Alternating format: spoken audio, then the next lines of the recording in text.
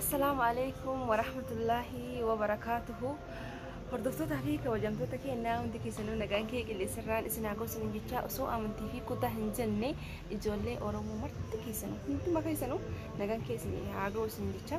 هدا غافي اسن غافتنا وان تكتك روزا ما جتني غافي اسي رباي والله العظيم ديفم الله اسني هندي بسني دكوما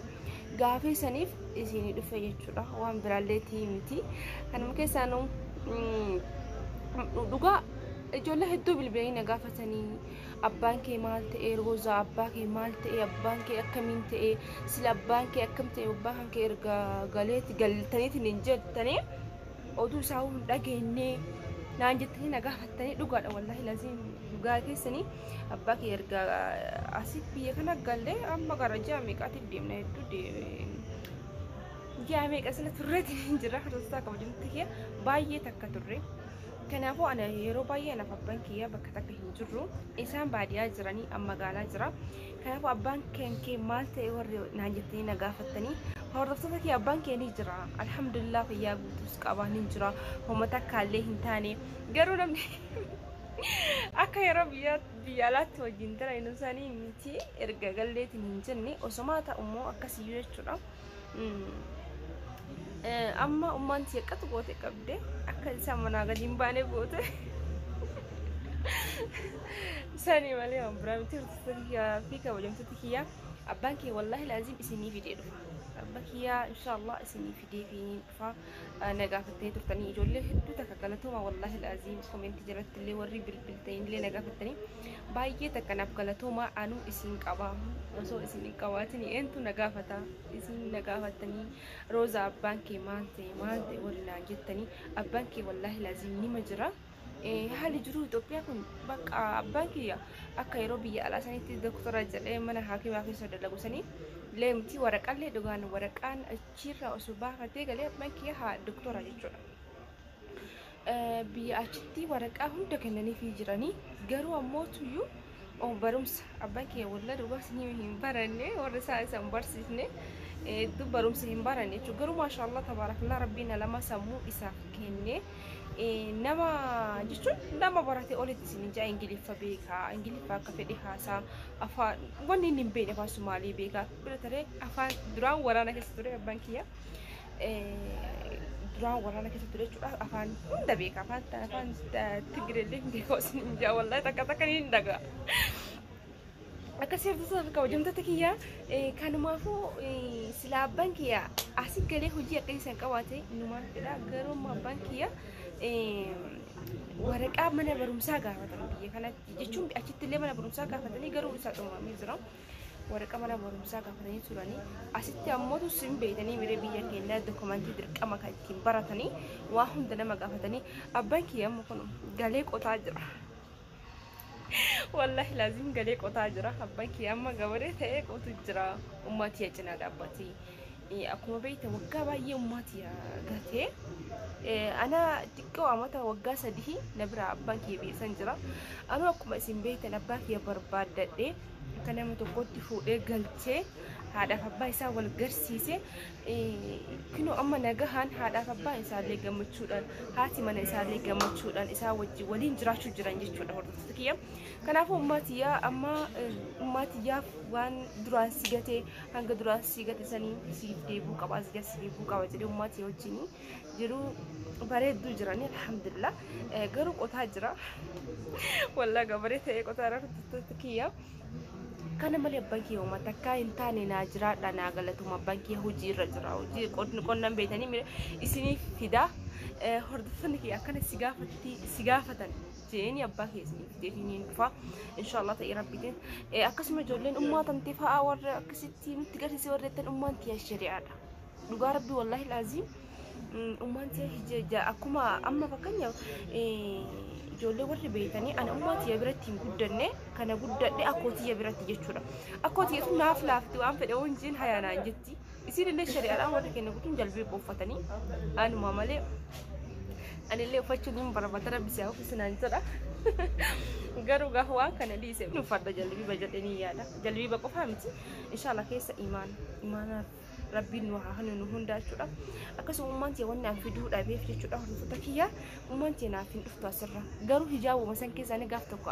abbaa kiyyaa fi isi surprise godhe bakka takkatti osoo isaan qofa hin qabne kaameraa dho'ise akkasii waraabee ummaati jechuudha jechuun isin hijaaba ofirra hin mulqitu waan ta'eef akkasumattuyyuu waraabeetini isinii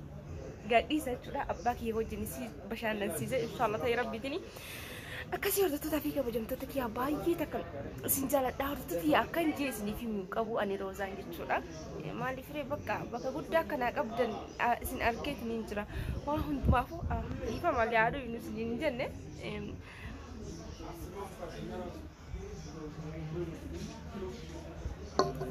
kana na furdiseen siyaa kanuma dhugaa waan nama namni Itoophiyaatti yoo galee biyya kanatti yoo galee ni qal'ata jennaan kuutu yaadda akkasii hordoftoota kabajamtoota kiyya ammallee hordoftoota kiyya waniin isin karadhu takka jira rooza maal nu karatti jettanii wanna biraa isin karadhu ni beeytanii miidha isin jechuudha wanna tokko jira wanna sun maal jettanii surprise gara afaan surprise na deema waan hin beekne micoo takka jechuudha halfiyaa ooroo jetti barnoota gaarii barnoota bareedaa fa'a namaa kenniti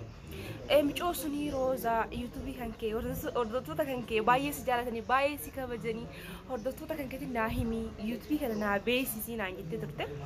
akkasuma hordoftoota kiyya akka na jaalatteetti nama hunda isin akka jaalattenis abdiin isinirraa qaba kanaafuu halfiyaa sana dhaqxanii osoo isin quba hin qabne surprise seeran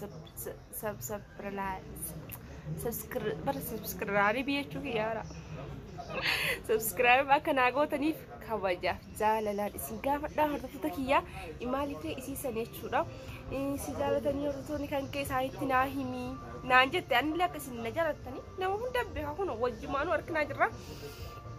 kanaafuu hordoftoota kiyyaa halfiyaa ooroolee seentanii subscribe akka naagotanii kabajaan isin gaafadha wallahi laazii daawwattoota kiyyaa maaliifee suutuma wal kabajuma wal gaafatanii mee baay'ee takkaan galatooma isin jira waanin anjee akka naaguuttaniin beeka ta'ii rabbiitiin ayilee isin malee homata akka hin qabu waan maraafuuf du'aayi naa godhaa jechuudha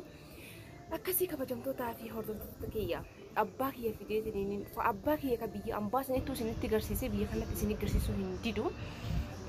maaliif inni kuni biyyaaf hawwii ta'ee wallahi laazim dhugaa isinitti ma biyyaaf lafti hawwii isaa taate mukni hawwii isaa ta'e horiin hawwii isaa ta'e doon isaa ijoolleen isaa haati mana isaa warri isaa hawwii isaa ta'e wallahi laazim maaliif amata hedduu ture jechuudha biyya kana keessa baay'ee ture biyya ambaasan keessa baay'ee ture jechuudha kanaaf hordoftoota kiyya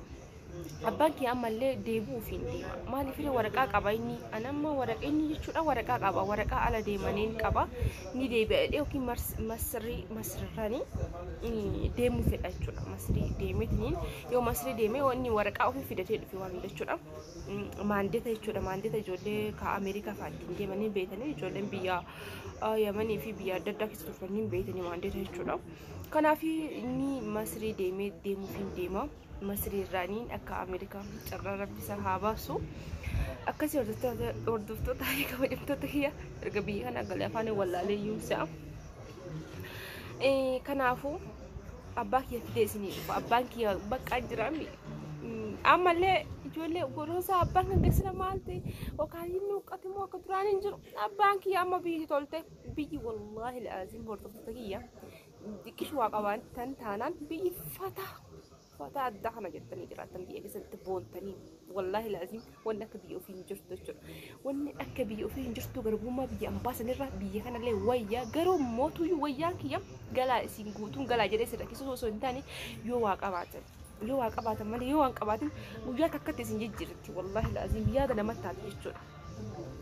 akkasii hordoftoota kiyyaa abbaa kiyya fidee isinii dhufa waan hundaa fidee dhufa isinii dhufa hedduu takka naa galatoomaa baay'ee isin jaaladha baay'ee isin kabaja hunduma keessan ijoollee Oromoo bakka guddaa isinii qaba akkuma isin bakka guddaa naa qabdanii akkasii hordoftoota kabajamtoota kiyyaa nagaan naa tura isinitti hin dheeressu garuu halfiyyaa sanii seentanii achi dheeyxanii subscribe akka naa gootanii halfiyyaa ooroo jedha jechuudha halfiyyaa ooroo jedha seentanii akka abbo sabun beedanii waan tusantu waa afaan jechuun na walla lensa sentanii subscribe jedhe mashallah tabarakallah akkasii hordoftoota kiyya sentanii halfiyaa ooroo subscribe akka naa gootanii kabajaaf jaalalaan isin gaafadha هندو مخيسنو السلام عليكم ورحمة الله وبركاته. ناجرات أجرو ترى بسنة تاتو سننجا ناقيتي قروا أسير اللي هادو ما سنة أرجل قبل سننجا